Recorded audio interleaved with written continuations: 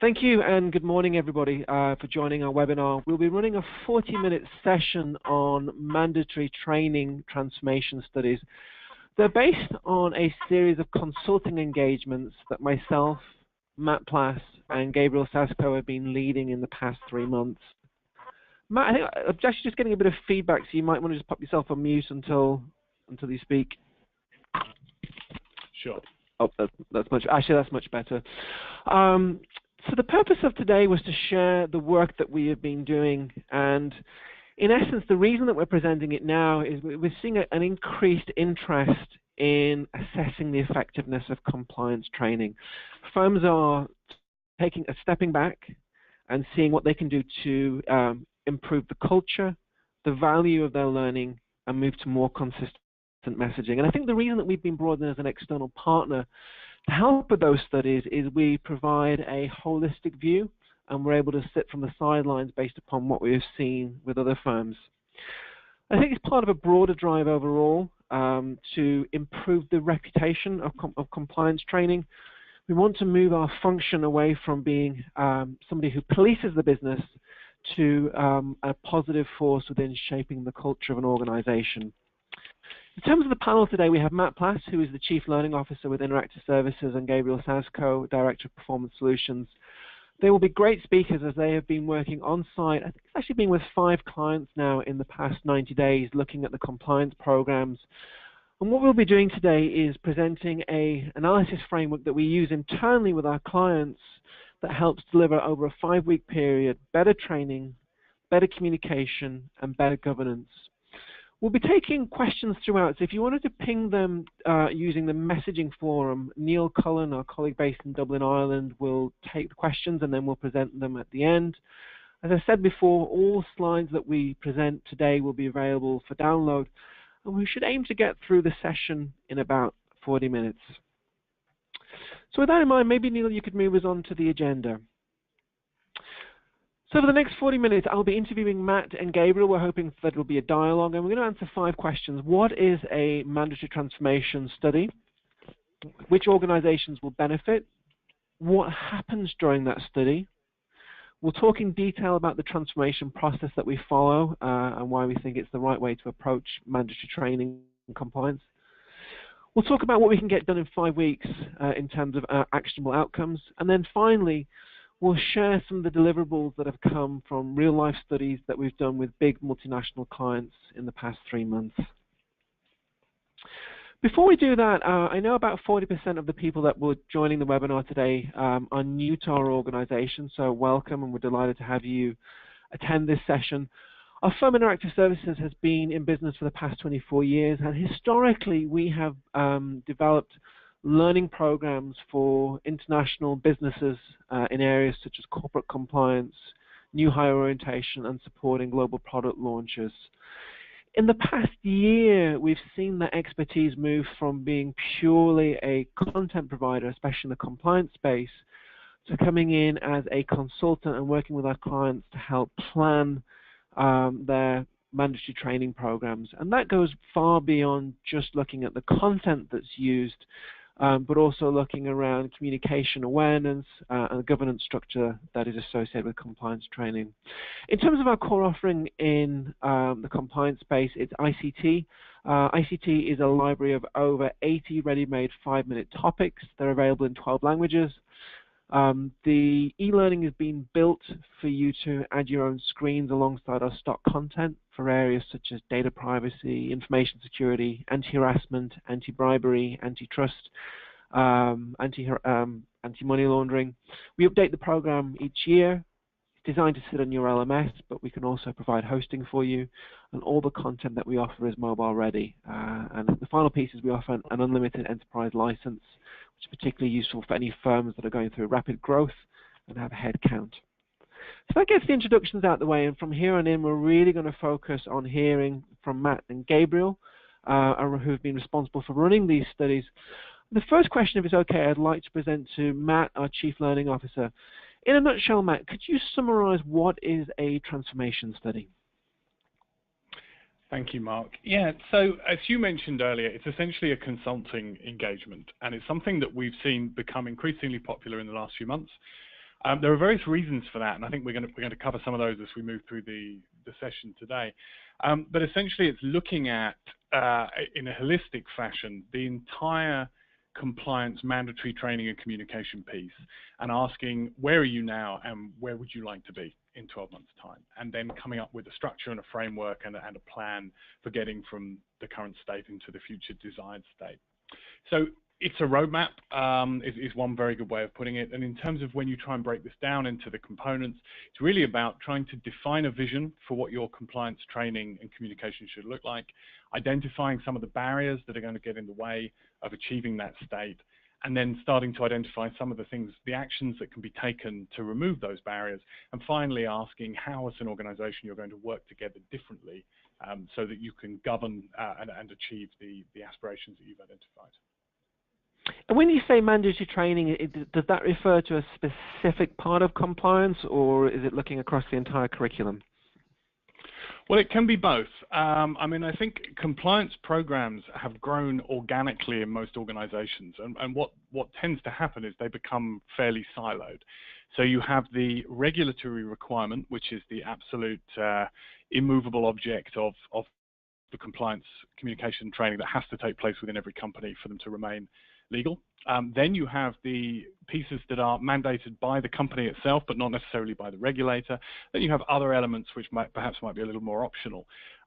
Typically, most organizations will take a look at their compliance communication and training piece and realize actually it's very fragmented. Different people own different pieces.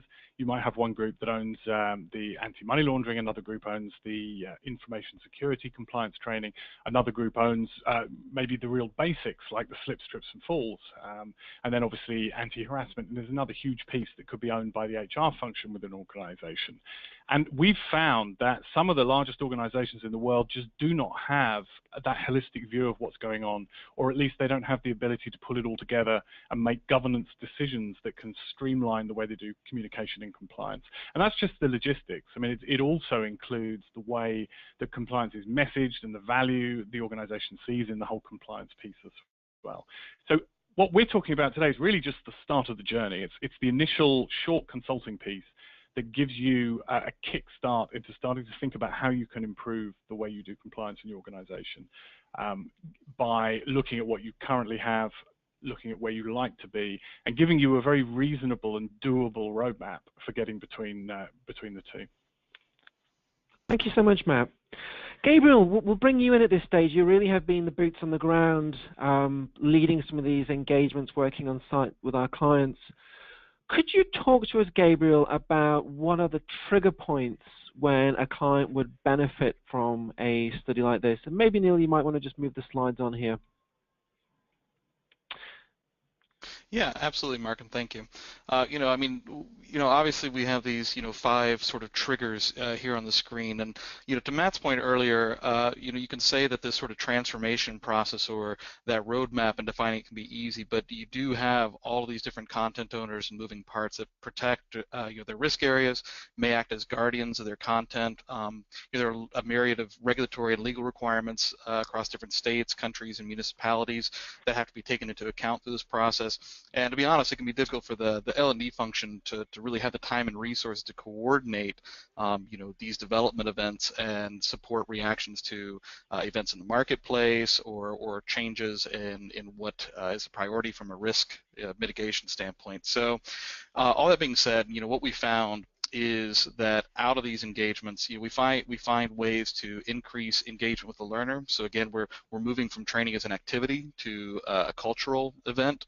We're making sure we can reduce seat time and define a cohesive strategy. So make sure that efficacy and the efficiency of that training really tunes the learner in and that end user, and that it's targeted to somebody that is in sales has a very different need than somebody that is in investment or distribution and those sorts of things. So making sure that we reduce not only the time for learners and target that training better, but also if there's a need to reduce time demands for the subject matter experts or the L&D function, this is a real opportunity to find out better ways to do that and really come to the table with a cohesive compliance and mandatory training development strategy. Fantastic. And any thoughts around the global piece and creating a brand before we move on?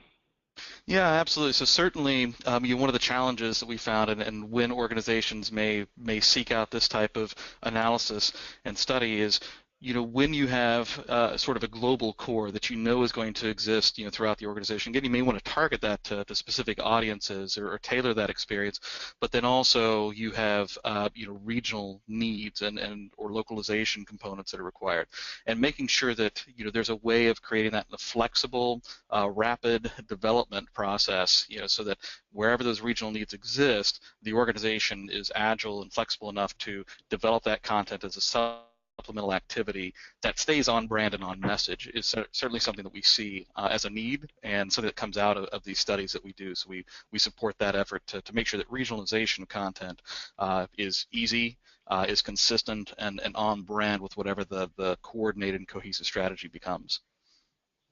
Is it typically firms with essentially a broken compliance program, or is it more firms that are looking to improve on what they're doing?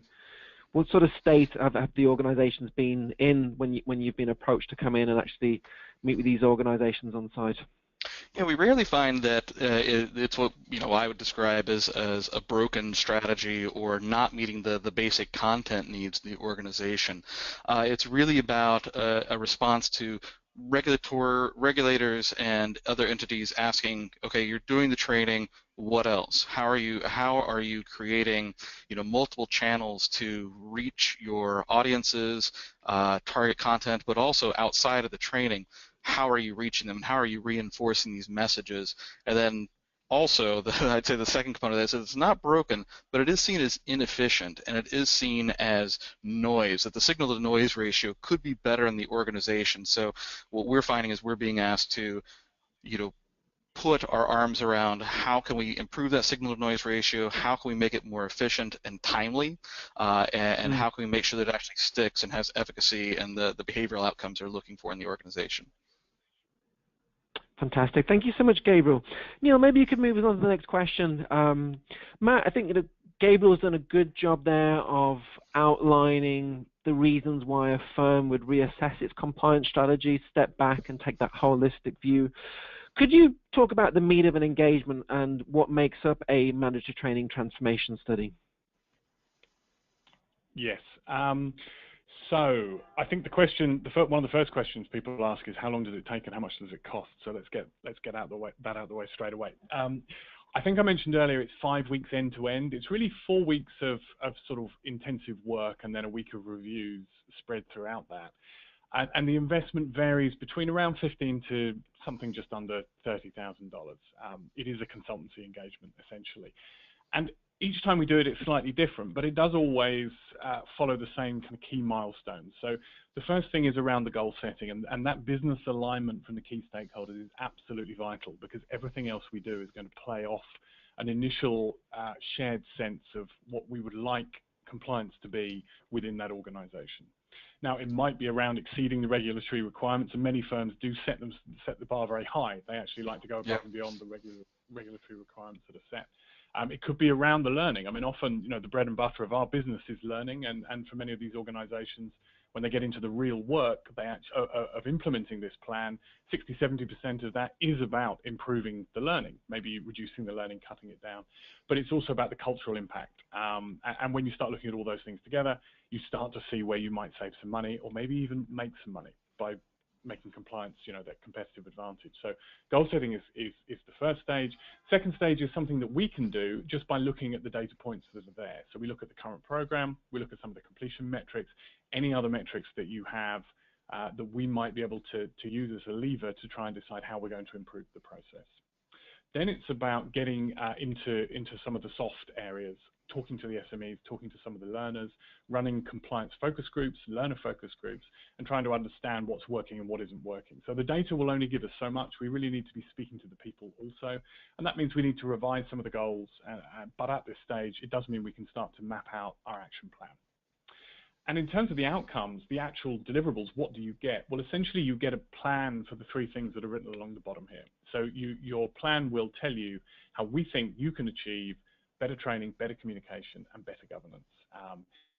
Now, that might include some of the things that we've listed on the right of this slide. It might be that one of the things we need to look at is a compliance learning brand. So we think about how compliance is viewed within the organization, what we can do to elevate compliance within the organization, make the messaging consistent, make people hear that they feel that they're hearing from a single voice. It could be about looking at the learner journeys for each individual audience and trying to consolidate some of those journeys down so people take less training or more targeted training. It might be looking at your global versus your regional strategy and understanding whether you need to have a break there.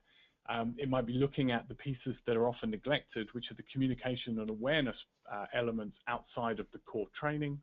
A big part of it is almost always governance. So we can make recommendations and support you in setting up advisory groups and internal governance groups to make sure that the ideas you have during this analysis don't die on the vine and they actually take root and become something that's vital in the organization. And then, of course, there's a technical piece. So one of the tenets of compliance training is that it needs to be tracked. We need to know who's done it. We need to know how well they did. And we need to be able to prove this at any given time to a regulator or in a court. So there's the LMS piece. There's the sort of technical recording aspect of the role. And then finally, the annual transformation planning, which is really about looking at how do we make this transformation over the first year, and then following that first year, what do the subsequent years look like? How do we start to calendarize the compliance experience and move away from the occasional big hit into more of a frequent drip of information and awareness that really does start to impact the culture. Before we move on, Gabriel, just would love to get some feedback from actually running these studies and being the team leader in the room. Do you usually see a common set of goals when you meet with the stakeholders in terms of what the business is trying to do, or is L&D and the compliance team heading in quite different directions in your practical experience? So what I have generally found is, and if they even found it in the room this morning, was we find that compliance and learning and development are generally well aligned, and where you have a tension point is with the content or risk area owners, so the people that are ultimately responsible for, if it's data privacy, if it's financial crimes or anti-money laundering, those content and risk owners are really holding on to that content and acting as guardians. So one of the goals that we generally find is that we need to get on the same page. So how do we define an operationalized goal for this mandatory training development and communications development, and how do we share that between these risk area owners and compliance / L&D? So I think that's one big outcome, and out of that comes how do we target specific roles? So what are those learner journeys by role? How do we calendar the events, and what is the governance process for calendaring events and communication so that signal to noise ratio I mentioned earlier improves? So I think those are kind of I don't find that compliance and L&D so much are misaligned as I do that compliance L&D are in one camp of trying to get their arms around this, and risk owners wanting or having different goals, and marrying those together, making sure that the learning's engaging, it's hitting the right people at the right time, and that it feels part of a cohesive strategy. I think those are kind of the three main buckets in terms of goals. Excellent. Well, Gabriel, we're going to keep with your practical advice for the next section, if you could move us on here, Neil. Could you walk us through a case study? I mean, obviously we can't go into specifics of who the firm was, but could you just talk about the transformation process and frame it within the context of a real study that we completed in the past 3 months? Yeah, absolutely. So the case study I'll speak to is for a global financial firm. They have over 30,000 employees. Again, those employees sit in different regions of the world with different regional needs and risks opportunities. And we're basically right now in the process of helping them get one of those advisory boards set up for governing those development decisions. And again, when we talk about development, we're not just talking about training, we're talking about that communication strategy and messaging. So for some organizations, that brand, that compliance brand, if you will, may be all about sort of entertainment and engaging through creative ways. For others, it may be very professionalized. So that's one of the things we're working on with them. We're also working with them to develop a communication toolkit so that for those risk owners, it's very easy, the lift for them, for those SMEs and those content owners, it's very easy for them to say, I think this email about phishing attempts, we find a spike in those in August each year after people come back from summer vacation. They're a little less alert. We're developing a toolkit for them to say, okay, we need a phishing email to go out. Here's a template, so that content owner can submit that into this advisory group. They say, yes, that's calendared for August. We're going to follow up with this short animation or this piece on the intranet, and it's going to be part of a cohesive strategy for what we do across the year. So we're helping them set up that advisory board and that communication toolkit. And then finally, we're implementing profilers and test down options to make sure that their compliance and mandatory training is more targeted and more efficient. So one of the goals there was to reduce seat time, not for the sake of reducing seat time, but to make sure that people who need to be tuned into certain risk areas are tuned into it, and that the communications and training strategy is focused on them just in time and just in place, when they need to know it. So, again, to get there, Matt spoke to this earlier, we conducted a gap analysis of their current content and their approach against their goals. We completed on-site interviews and focus groups, and what I'd say there is we find that there are three umbrellas that we really need to talk to. There's the compliance and L&D, there's the end learner across different roles and functions, and then there are those content and risk owners, and above them any sponsors or champions of that. So those are kind of who we get into the room and make sure we talk to in that process. And then finally, analyze that content against the audiences, those roles, to create the learner journeys that are going to be effective and build the calendar against that. So that's, in a nutshell, what we've done for that organization. Sounds easy when you summarize it like that. Right. Neil, if you could move us on here, Matt, we'll pose this one to you. Could you talk us about the main activities that happen over that 5-week period? Yes, I will. So if we try and break that 5 weeks down, and we start to look at where the review periods fit in, what the actual activity is, the first couple of weeks are really around looking at what exists already. So it's looking at the existing training programs, communications, starting to understand the data points that are made available to us, and usually we can do that off-site. So if we would do a data gathering exercise with our client, we'd ask them perhaps to give us access to the existing training.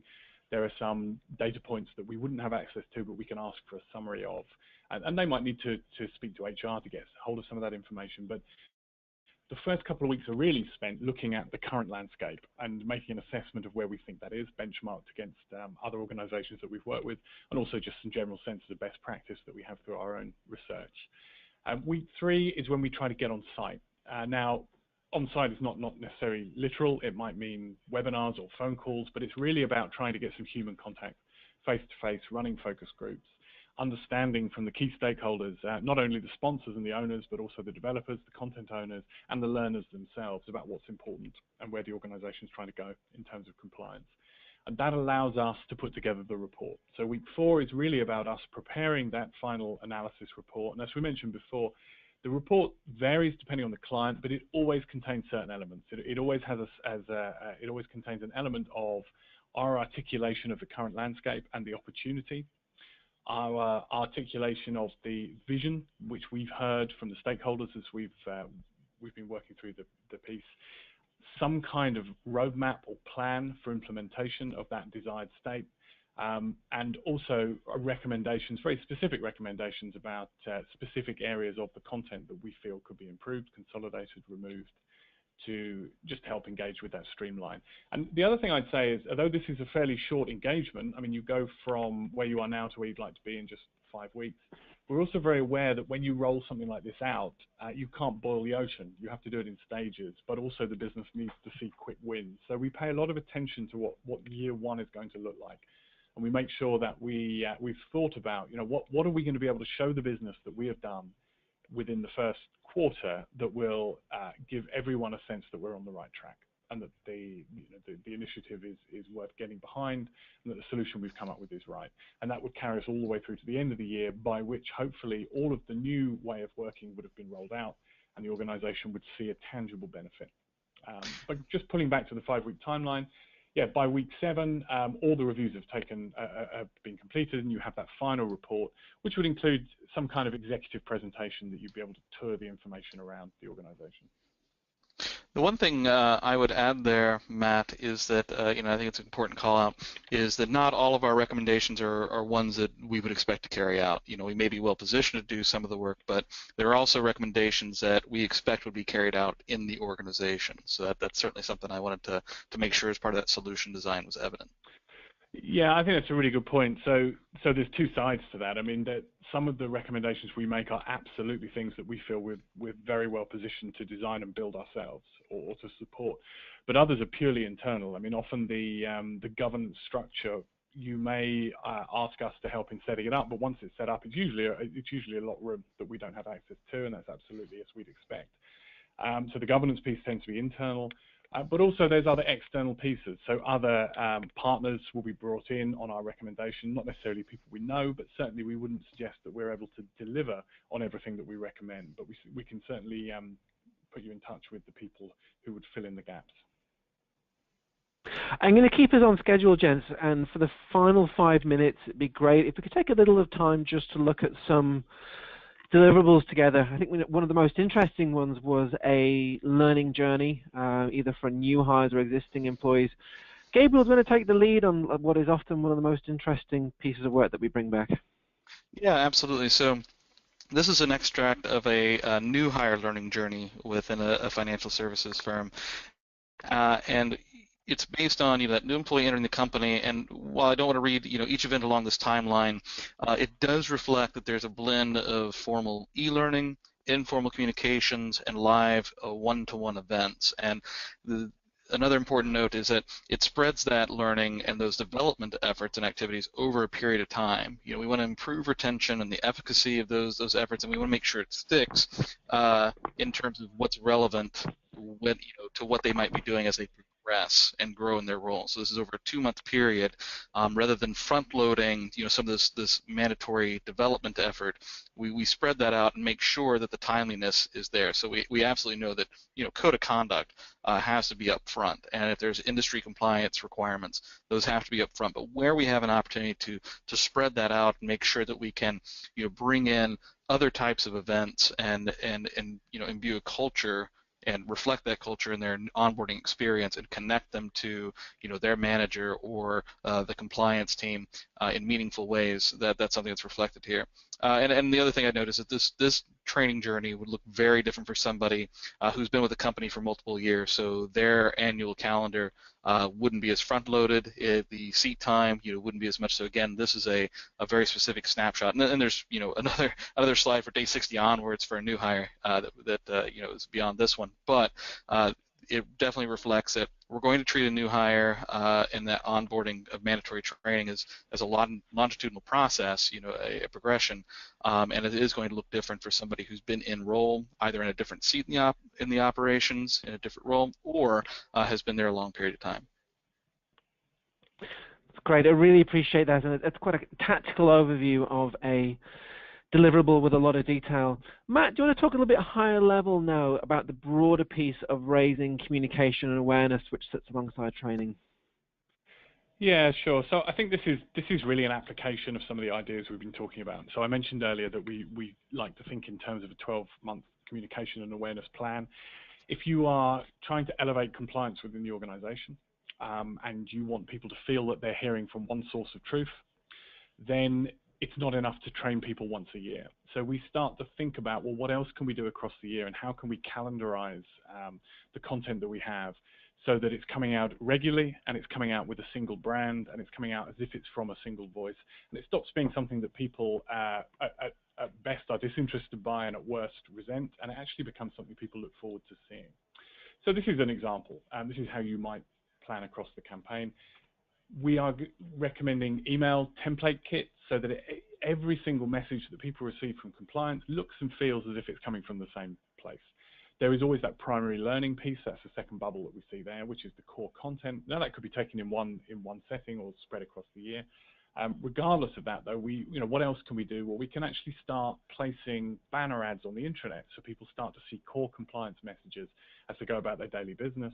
we can separate some of the assets from the learning and start delivering them standalone. So the video that you saw in your primary training, which may have been 60 seconds long, maybe you see that again in 6 months' time, only now it's really a reminder or a booster shot or something to re-engage you with the content that you were looking at before. Then, of course, there's the whole performance support piece, whether those are technical, there could be an app to help you make decisions around gifts and entertainment, or it could be as simple as an infographic that shows you the 4 steps to reporting a red flag. And then thinking about updates and refreshes, and that's not just the scheduled updates and refreshes, it's having a plan to react when a new piece of information comes in that you have to push out to the organization, and making sure you do so in a branded way that feels as if it's coming from that single place. So yeah, I think as you move through the year, people get that sense that compliance isn't a one-off. It's part of the world that they live in, and it's a part of the world they live in that they actually enjoy engaging with. And I think we've got an example on the next slide, very, very simple example of what that might look like. Yeah. It is, and I think it's something that we keep coming back to is this idea of the compliance learning brand, something that sets the program apart within the organization, whether it's part of an email kit to start a training journey. Gabriel, could you just provide a bit more detail around what is a compliance training brand and what are the components that make it happen when a client comes to us? Yeah, absolutely. So, first of all, we definitely need to understand the culture, the overarching culture and tone of the organization, and then where does compliance want to sit? Do they want to be, more in a more serious seat, or they want to be in a more engaging, learner-focused or participant-focused seat? So that's first of all when it comes to developing a training brand. But then also, how is training delivered, and how are development activities delivered? So, what support if it's very one-to-one with management or team discussions? What support do they need? If it's very much online, what is that going to be scenario driven? Is it more content driven? And if so, why is it content driven? And how can we make that more engaging? But then also, going back to that point about regionalization that we talked about earlier. In this particular example, we were working with a company who has 12 different regions that we had to accommodate, and there was the core global learning plus this add-on set of workbooks and offline tools that people could carry forward to make sure that there's a consistent messaging to what they're going to experience when it comes to the regional content, the regionalized content that those regional owners would develop on their own and vet through an advisory board. That's a third leg of the stool, I would say, is that the brand is also about making sure that when it comes to governance, and clarity on how things get approved, what is priority, what does the calendar look like, that governance is also part of the brand, of the roles and responsibilities between the risk owners, L&D, and the compliance team are all very clear and aligned. I think that's kind of, again, that third leg of the stool when it comes to a brand. Well, thank you both, gents, for going through that. And Neil, maybe you could just move us on here. From what I've seen of the studies, they are very tactical. They provide a clear roadmap for improving the quality of compliance training, the overall communication and the governance that backs those programs, and they happen within 5 weeks. So I really appreciate you presenting those and making them clear and giving a strong sense of what happens during a study. Neil, could we pass over to you and see what questions have come in from the people listening in? As I appreciate it's quite a new area, so I'd be interested to see what questions have been thrown up. Yeah, so there's an important one just in terms of how we handle the legal content analysis. So, whether we have a legal partner or if we have lawyers in-house, or just that legal content analysis piece and how exactly that works. Matt, do you want to take that one for us?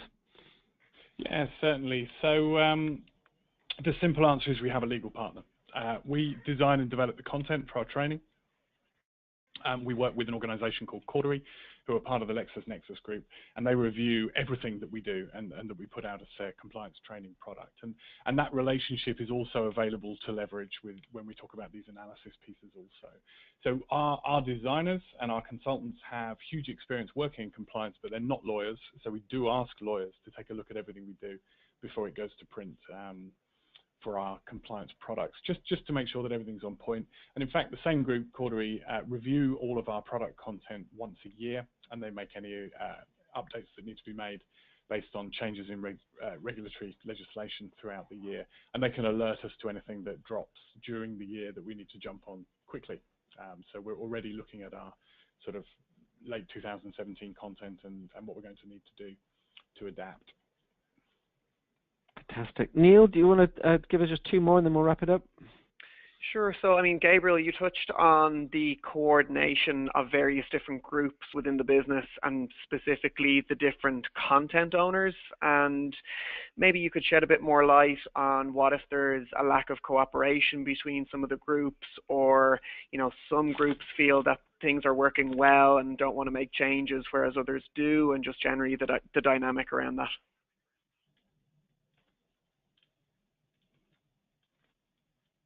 Gabriel, you might be on mute. Yep, or you're in shock at the question. Yeah, that's right. So, you know, it goes back to what we were discussing earlier in terms of step one being goal setting. You know, from a business goal, what is the operational and business goal when it comes to mandatory development and training efforts? So I think that having those players in the room every time we establish that goal and getting sign-off is step one, and then you use that as sort of your guiding principle going forward. And where there is misalignment, what we find is that we can still bring instructional design expertise and you know that manpower to the table to say, okay, the content is the content, but how can we approach that? You know, so obviously it meets its operational or business goal, but it still engages a learner. So how can we take content and make it more scenario driven, or provide content in feedback, or how can we unpack that content so that it's in smaller chunks, whether that's micro-learning, whether it's some of these quick hits through communication pieces that amplify the training content. So I think we have to be creative in where there may be that misalignment or guardianship of content and the weight of it. We have to make sure that we unpack it and approach it intelligently and build the business case for, number one, we have this operational and business goal here we're all pointing to, but then also from a learner engagement standpoint, this is a better path. And generally we find those conversations, that education process and those conversations can take some time, but we get there by being smart when it comes to instructional design and the learning approach. Fantastic. Neil, maybe you could just choose a 60-second question, and whoever gets it will give us a rapid-fire response, and we'll wrap up to keep on time. Yeah, we've got a short one, but an important one from Wendy, who's asking how we determine ROI. So essentially, I mean, how do we know that it works?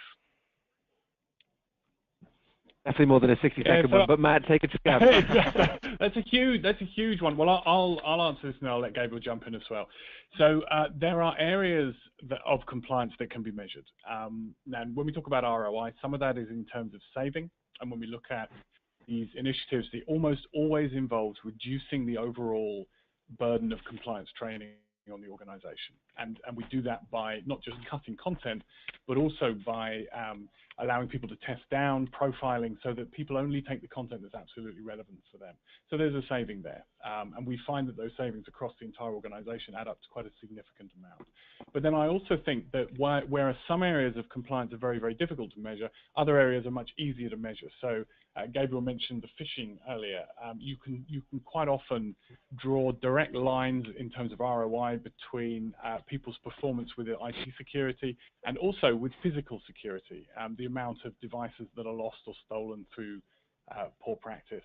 So I think one of the key questions we ask at the beginning of the initiative is, what are you already measuring, and what costs are you already aware of that are associated with your compliance program in terms of its development and rollout, but also the impacts of non-compliance. Now, we're not talking about the huge fines. I mean, I think I don't think you can include those in the ROI. They're too difficult to identify, but we are talking about the everyday practice. We ask what you're already aware of, and those become our target. So if it's costing you X, we want to bring it down to Y. And if you're seeing an opportunity to improve an area that you know is costing the business money, then we can target our programs towards that. Gabriel, do you want to add anything in? Yeah, in terms of these specific studies, I think we know that these studies are working, and our time is providing value because many of our suggestions and recommendations are being implemented, whether we partner or they do them internally. So in terms of this solution, I think there's our clients are seeing value. In terms of ROI more broadly, the other thing I would add, Matt, is that we're also seeing ROI in terms of the SME's effort to stand up and deliver content annually. If you create this sort of governing body, if you have these templates in place, if you have smart vetted content that is targeted to particular roles in the organization, then those SMEs and content owners find the lift they have annually to produce and release content lowered. So there's an internal ROI, outside of fines or lost property, that sort of thing. Fantastic. Well, listen, let's wrap up there. Matt and Gabriel, thank you so much for joining us. And also everybody on the phone, compliance training, it's a heavy subject. Getting it right is complex, but I think you've done a great job of talking about what we can achieve in 5 weeks. Just as some follow-up, we'll be sending out a copy of the presentation, and then I think it's in the 2nd and 3rd week of January, myself and Gabriel have some time mapped out for any firms that want to talk one-on-one about what a study like this would look like in their organization, what goals would be applicable. All that information will be coming in an email that Neil will be sending on. But again, thank you everybody for participating, both on the phone and who listened. We love doing these. Any feedback you have or suggestions for future topics are also welcome. If we don't speak with any of you before the holidays, have a super holiday season too. Thank you.